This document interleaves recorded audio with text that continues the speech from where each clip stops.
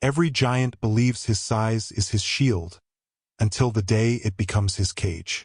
Los Angeles, 1971. A 7-foot Dutch kickboxing champion terrorizes an underground fight circuit. He spots a small Asian man sitting quietly in the crowd and drags him into the ring as a joke. A warm-up act. The crowd loves it. He tosses the man a mouthguard. "Try not to cry, little man." The small man just hands it back. "Calm. You'll need it more than me." For seconds later, 7 feet of undefeated muscle is staring at the ceiling. He never saw what hit him. The referee counts to 10. Nobody stops him. Backstage, the promoter checks the entry list. The clipboard hits the floor. The name reads Bruce Lee. No affiliation. No record. Walk-in. But what exactly happened in those 4 seconds that put a giant on his back? Stay tuned to find out. 6 hours earlier, Bruce Lee stepped off a bus in downtown Los Angeles. He wasn't there to fight. Let me make that clear. He was there to teach. A private martial arts demonstration for a small group of students training out of a rented gym on the east side of the city. That's it. No ring. No crowd. No competition. Just a man sharing what he knew. Now, Bruce wasn't a big guy. 5'7", 140 pounds on a good day. You'd walk past him on the street and not think twice. But the people who trained with him, they knew. They'd seen things that didn't make sense. Speed that didn't belong to a human body. Power that came from somewhere science couldn't fully explain. And a calm. A deep, unshakable calm that made you nervous if you were standing on the wrong side of it. That afternoon, he walked into the gym and started working with a young student named David. David had been studying Jeet Kune Do for about a year. Good kid. Eager. A little too eager, actually. Bruce liked that about him.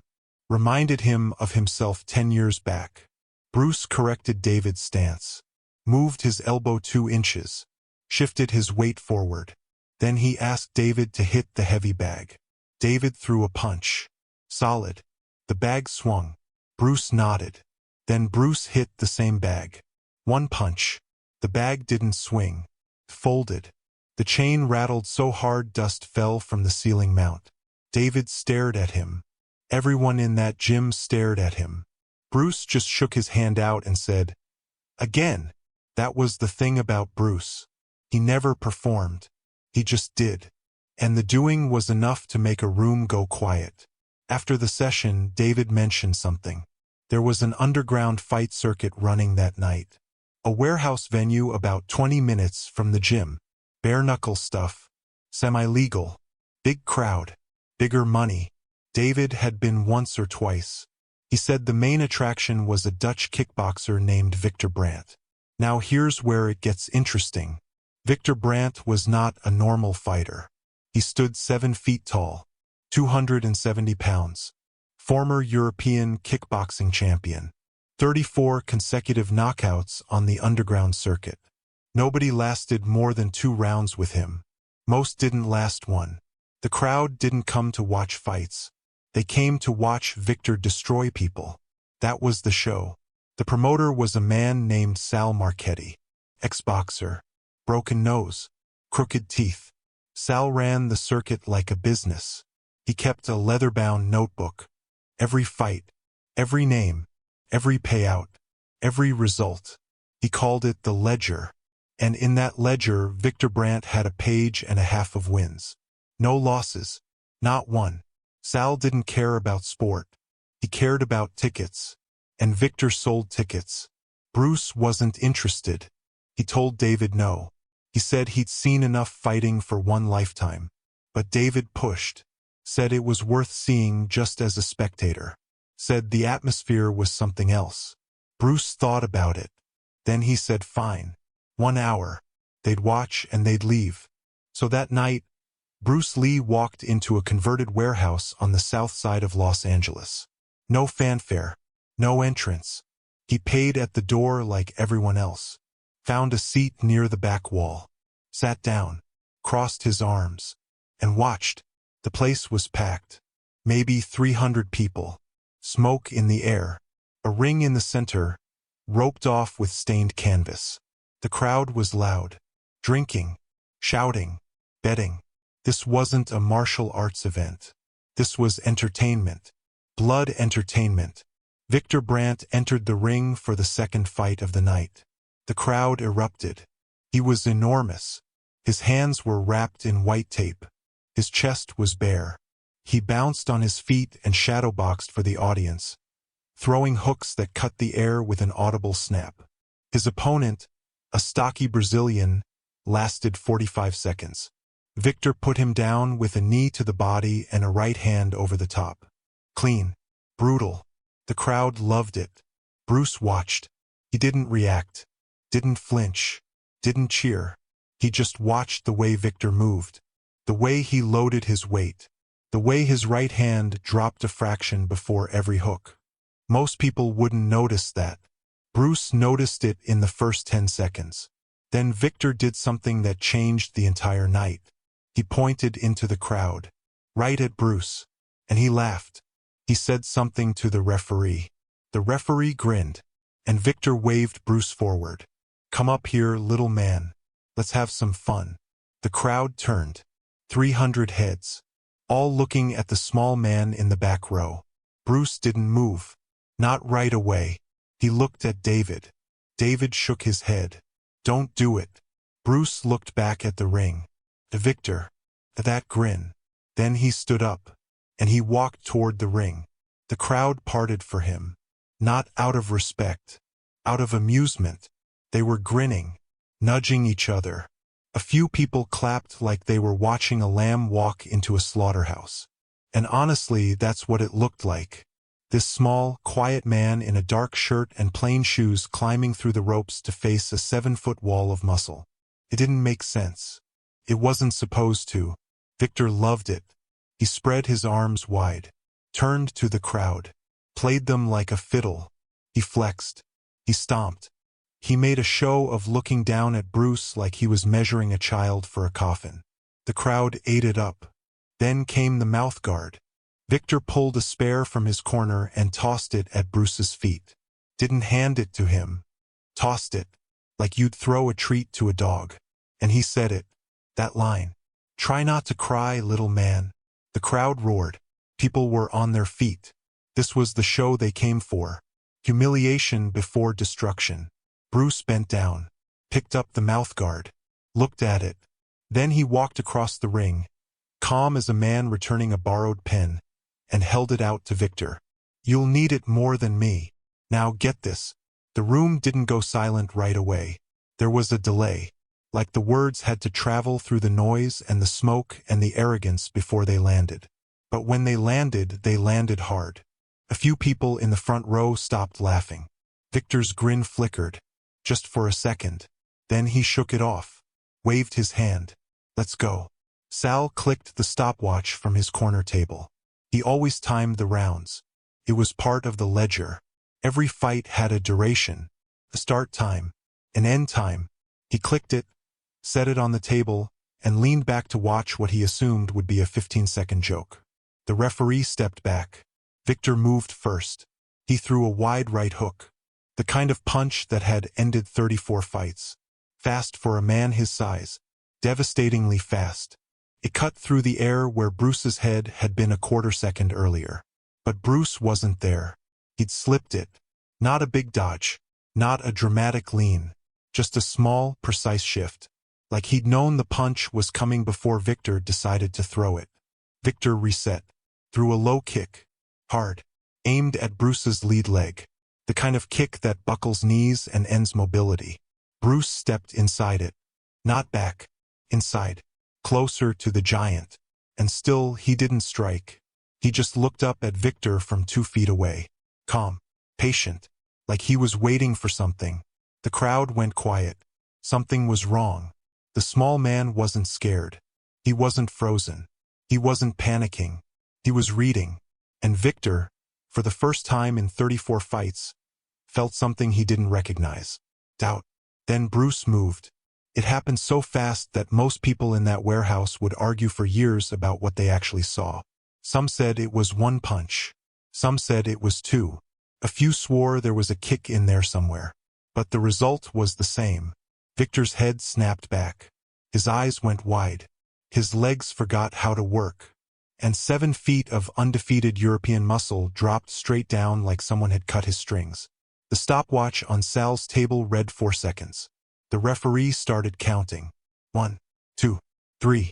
The crowd was frozen. Nobody cheered. Nobody booed. 4, 5, 6. Victor rolled to his side. His eyes were open, but they weren't focused. 7, 8. He tried to push himself up.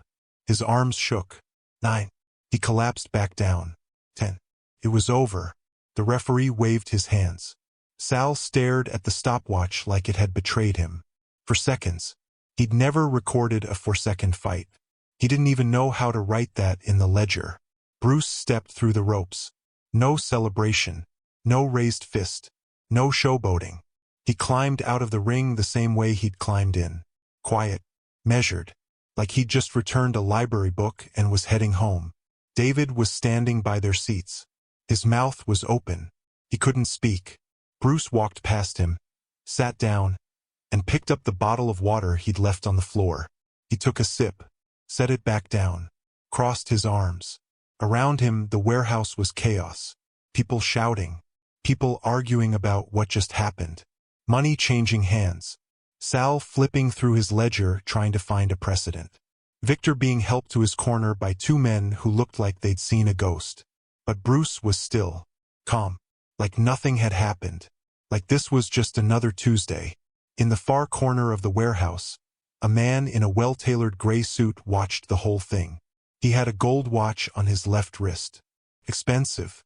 The kind of watch that says you don't worry about money because you have more than you need. He leaned toward the man beside him and whispered something. Then he lit a cigarette, smiled, and waited. For a moment, the night felt like it was over.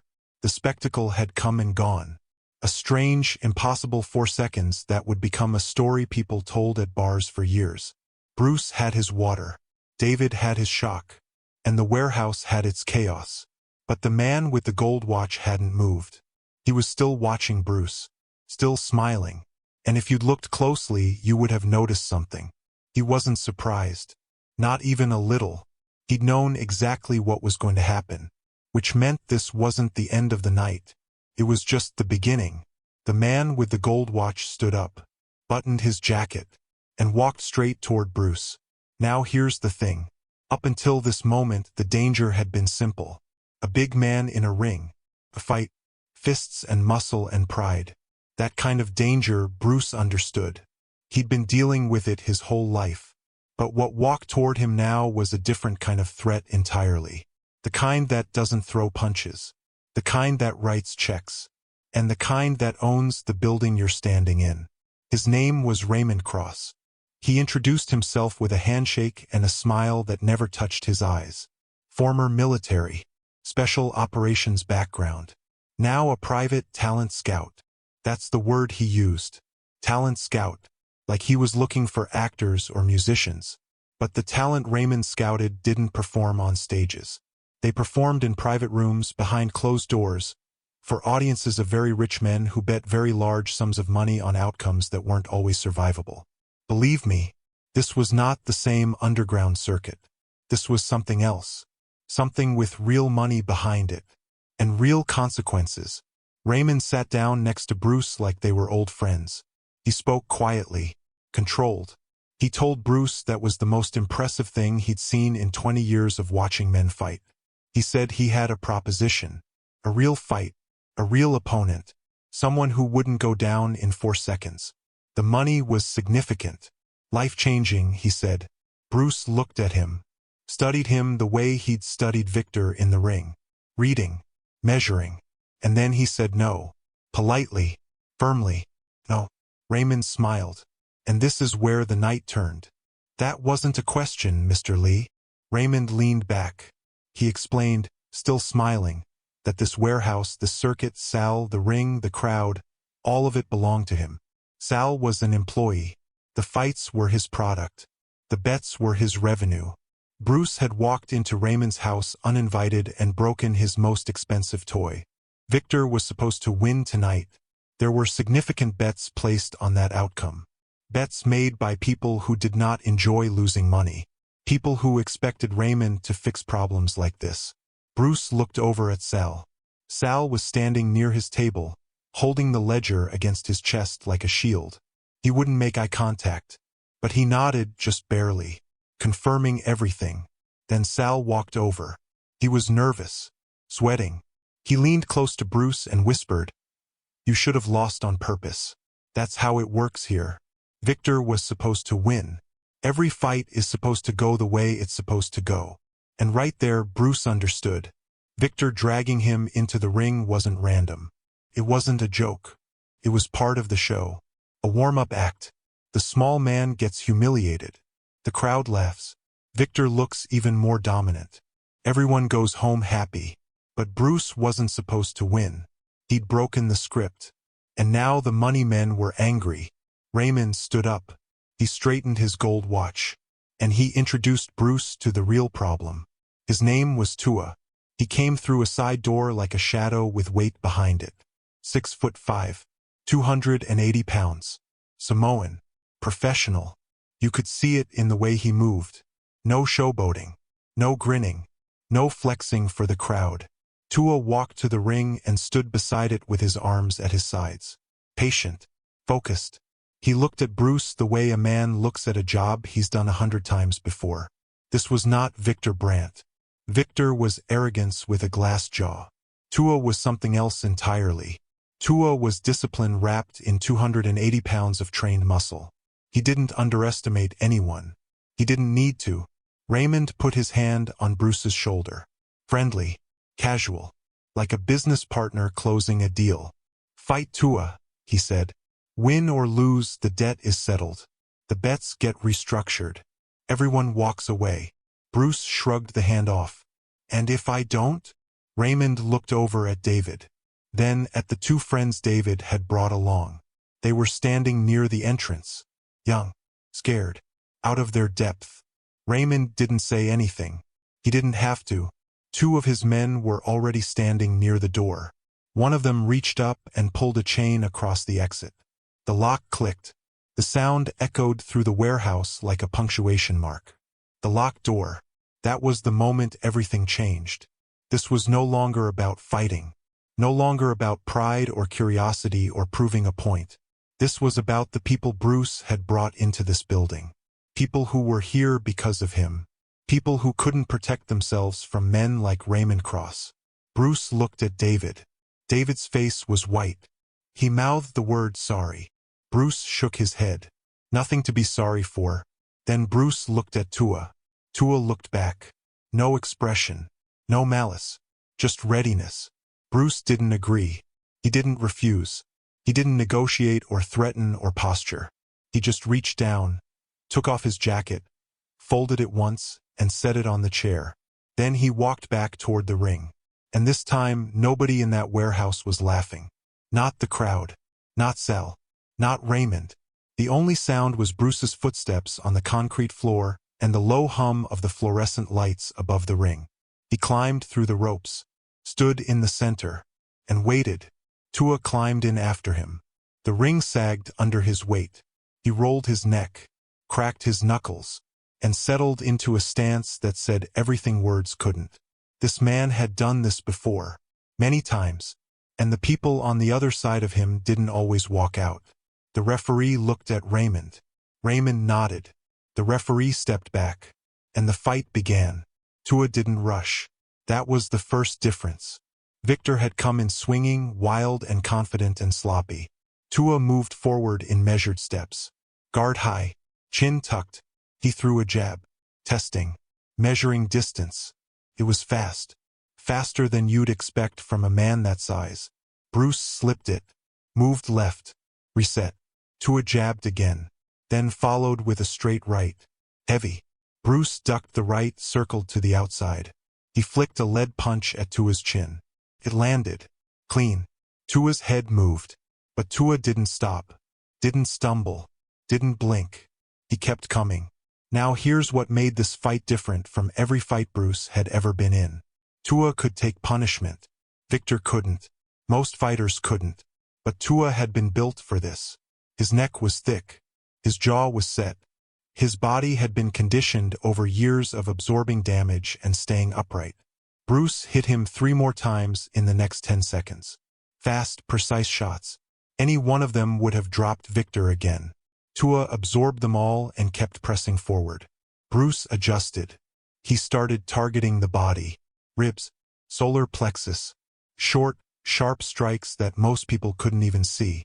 Tua grunted, slowed half a step, but he answered with a body shot of his own.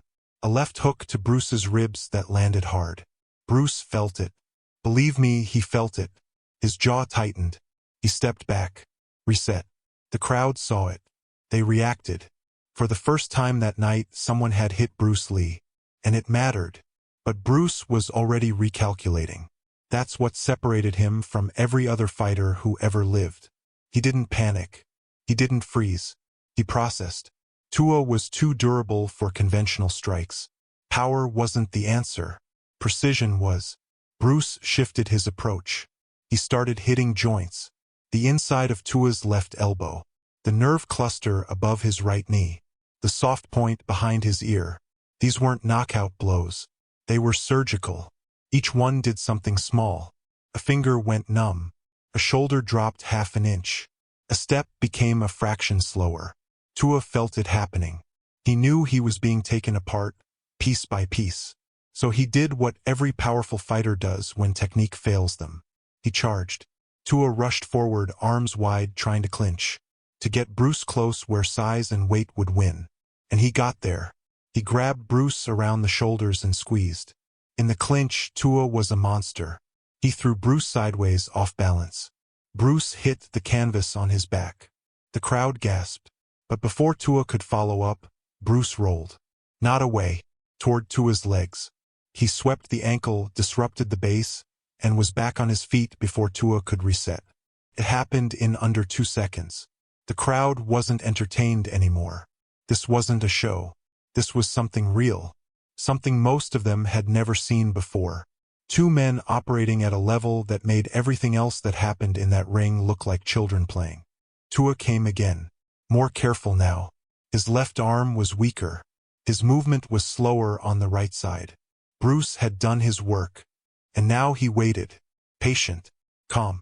The way a man waits for a bus he knows is coming. Tua threw a right cross. Everything he had left behind it. Bruce timed it perfectly. He stepped inside the punch, let it sail past his head, and drove a straight lead into Tua's chin. But it wasn't just Bruce's power behind that punch. It was Tua's momentum too. 2 forces meeting in one point. The sound was sharp, like a book slammed on a table. Tua's eyes went blank. His knees buckled, and 280 pounds of Samoan fighter dropped to the canvas. The referee started counting. 1, 2, 3, 4, 5, 6. Tua stirred. He got a hand on the canvas. Pushed himself up to one knee. His eyes found Bruce across the ring. Bruce stood still. Hands at his sides. No guard. No stance. Just standing there. Tua looked at him. And something passed between them. Not anger. Not fear. Something like understanding. Tua had been fighting his whole life. He'd fought men who were faster. He'd fought men who were stronger. But he'd never fought a man who was both and also smarter. He looked at Bruce the way a chess player looks at a board when he sees the checkmate 3 moves away. There's no shame in it. Just recognition. Tua stayed on one knee. He didn't get up. The referee counted to 10. It was over. If the story has you locked in right now, do me a favor. Hit that subscribe button and leave a like. It helps more than you know.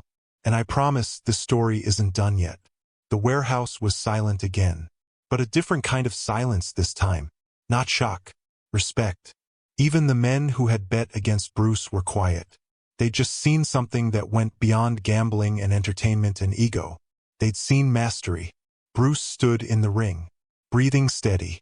He looked at Raymond Cross. Raymond was standing at his table. He clapped. Slow. Measured. 3 claps. Then he stopped.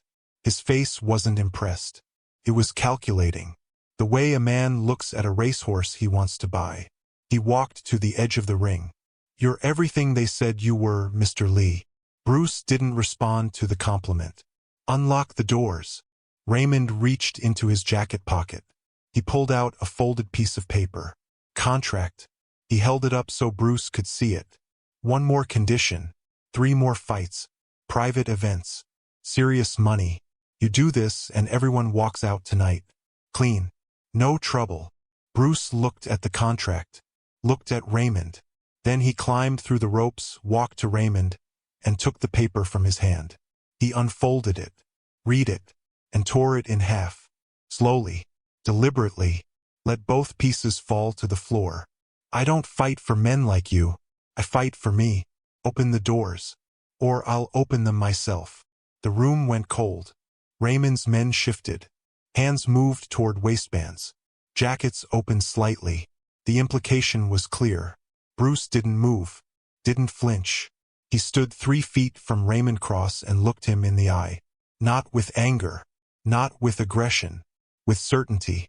The kind of certainty that comes from a man who has already decided what he's willing to do and what he's willing to lose. 10 seconds passed. The longest 10 seconds anyone in that building had ever felt. Raymond's jaw tightened. His fingers tapped against his thigh. He looked at Bruce's eyes and saw something that money couldn't buy and threats couldn't break. Raymond blinked first. He nodded to his men. The chain came off the door. The lock clicked open. The sound echoed through the warehouse. But this time it sounded like freedom. Bruce picked up his jacket from the chair, folded it over his arm. He looked at David and nodded toward the door. David didn't need to be told twice. He and his 2 friends moved fast. Bruce didn't. He walked at the same pace he'd walked all night. Steady, unhurried, like a man who refused to let anyone see him run from anything. They stepped outside. The night air hit them. Cool, clean. A different world from the smoke and sweat and tension of that warehouse. Nobody spoke. They walked a full block in silence. Their footsteps on the pavement were the only sound. The city was quiet. Los Angeles at 1 in the morning has a way of holding its breath. David finally broke the silence. He looked at Bruce and asked the question that had been sitting in his chest since the moment Victor hit the canvas. Were you scared? Bruce didn't answer right away. He kept walking. Then he said, quietly, every second. David looked at him, surprised. You didn't look scared. Bruce almost smiled. Almost. That's the whole point. And that, right there, tells you everything you need to know about who Bruce Lee was. Not fearless. Never fearless. Fear was always there. He just never let it make the decisions. He acknowledged it, respected it, and then he did what needed to be done anyway. That's not the absence of fear. That's the mastery of it. Now, I want to tell you what happened to the people in this story, because every life touched by that night went in a different direction afterward. Victor Brandt never fought in the underground circuit again. He left Los Angeles 2 days later and flew back to Amsterdam. He opened a small gym in the eastern part of the city, taught kickboxing to teenagers, kept to himself. He never spoke publicly about that night, never told the story in interviews or at dinners. But a student of his years later mentioned something interesting. Victor kept a mouthguard in a glass case on his desk. White and used. He never explained why it was there. He never had to. Anyone who knew the story understood.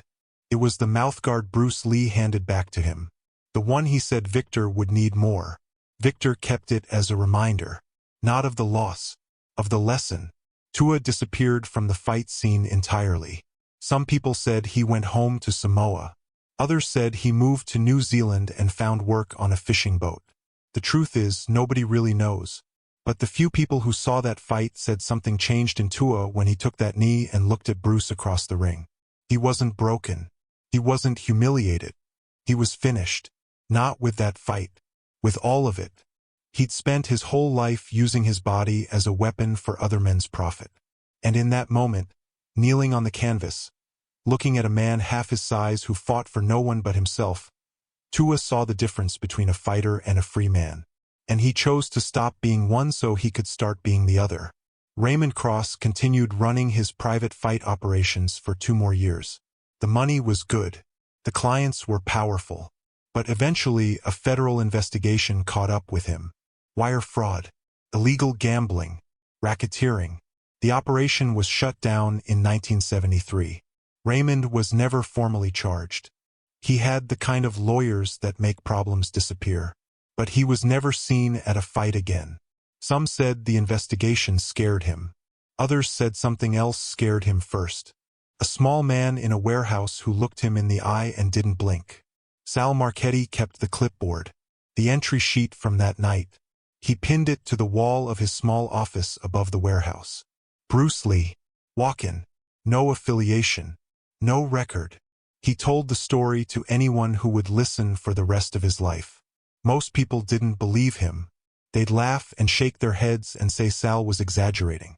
But Sal never changed a single detail. Not once. He told it the same way every time.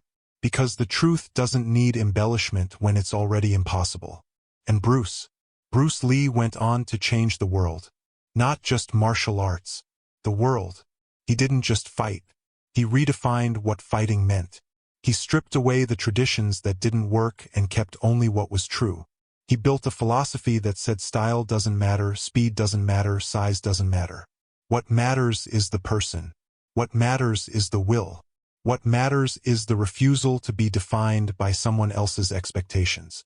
But that night in 1971, in a warehouse on the south side of Los Angeles, in front of 300 people who didn't know his name, Bruce Lee proved something that had nothing to do with technique or training or physical ability. He proved that the size of the fight in the man will always matter more than the size of the man in the fight. And if you ever doubt that, just remember.